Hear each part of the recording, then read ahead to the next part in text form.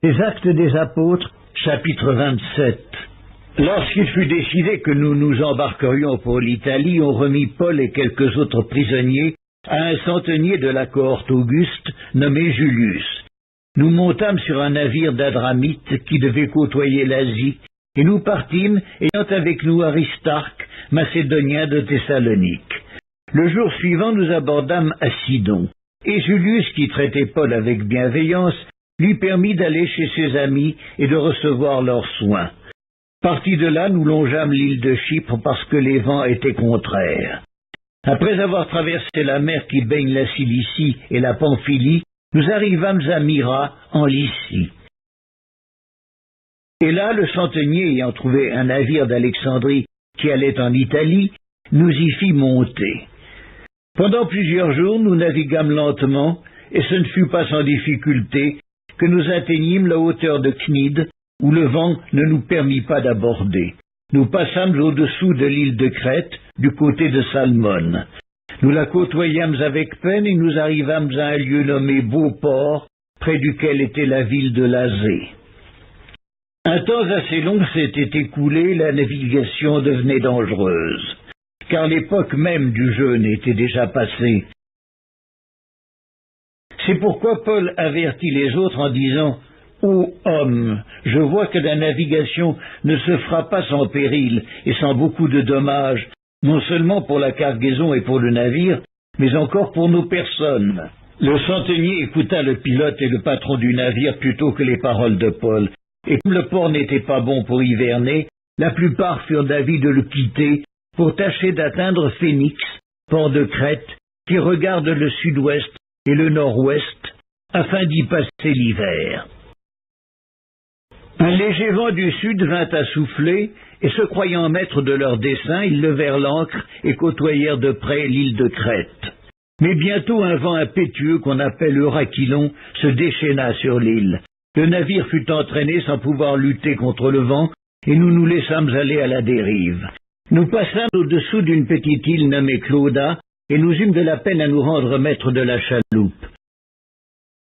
Après l'avoir hissée, on se servit des moyens de secours pour ceindre le navire, et dans la crainte de tomber sur la Syrte, on abaissa les voiles.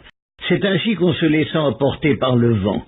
Comme nous étions violemment battus de la tempête, le lendemain, on jeta la cargaison à la mer, et le troisième jour, nous y lançâmes de nos propres mains les agrès du navire. Le soleil et les étoiles ne parurent pas pendant plusieurs jours, et la tempête était si forte que nous perdîmes enfin toute espérance de nous sauver. Les Actes des Apôtres, chapitre 27. On n'avait pas mangé depuis longtemps. Alors Paul, se tenant au milieu d'eux, leur dit « Ô hommes, il fallait m'écouter et ne pas partir de Crète, afin d'éviter ce péril et ce dommage. Maintenant, je vous exhorte à prendre courage, car aucun de vous périra, et il n'y aura de perte que celle du navire. Un ange du Dieu à qui j'appartiens et que je sers m'est apparu cette nuit et m'a dit « Paul, ne crains point, il faut que tu comparaisses devant César, et voici, Dieu t'a donné tous ceux qui naviguent avec toi. C'est pourquoi, ô hommes, rassurez-vous, car j'ai cette confiance en Dieu, et il en sera comme il m'a été dit. Mais nous devons échouer sur une île. La 14e nuit, tandis que nous étions ballottés sur l'Adriatique, les matelots, vers le milieu de la nuit, soupçonnèrent qu'on approchait de quelque terre. Ayant jeté la sonde, ils trouvèrent 20 brasses. Un peu plus loin, ils la jetèrent de nouveau et trouvèrent 15 brasses. Dans la crainte de heurter contre ces écueils, ils jetèrent 4 ancres de la poupe et attendirent le jour avec impatience. Mais comme les matelots cherchaient à s'échapper du navire et mettaient la chaloupe à la mer, sous prétexte de jeter les ancres de la proue, Paul dit aux centeniers et aux soldats « Si ces hommes ne restent pas dans le navire, vous ne pouvez être sauvés. » Alors les soldats coupèrent les cordes de la chaloupe et la laissèrent tomber. Avant que le jour parût, Paul exhorta tout le monde à prendre de la nourriture, disant « C'est aujourd'hui le 14e jour que vous êtes dans la tente et que vous persistez à vous abstenir de manger.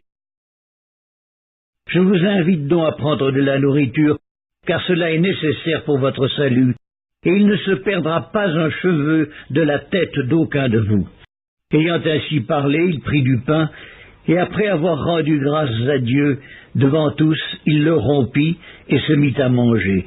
Et tous, reprenant courage, mangèrent aussi. Nous étions dans le navire 276 personnes en tout. Quand ils eurent mangé suffisamment, ils allégèrent le navire en jetant le blé à la mer. Lorsque le jour fut venu, ils ne reconnurent point la terre, mais ayant aperçu un golfe avec une plage, ils résolurent d'y pousser le navire s'ils le pouvaient. Ils délièrent les ancres pour les laisser aller dans la mer, et ils relâchèrent en même temps les attaches des gouvernails. Puis ils mirent au vent la voile d'Artimon et se dirigèrent vers le rivage. Mais ils rencontrèrent une langue de terre où ils firent échouer le navire. Et la proue s'étant engagée, resta immobile, tandis que la poupe se brisait par la violence des vagues. Les soldats furent d'avis de tuer les prisonniers de peur que quelqu'un d'entre eux ne s'échappât à la nage. Mais le centenier qui voulait sauver Paul les empêcha d'exécuter ce dessein. Il ordonna à ceux qui savaient nager de se jeter les premiers dans l'eau pour gagner la terre, et aux autres de se mettre sur des planches ou sur des débris du navire. Et ainsi tous parvinrent à terre, sains et saufs.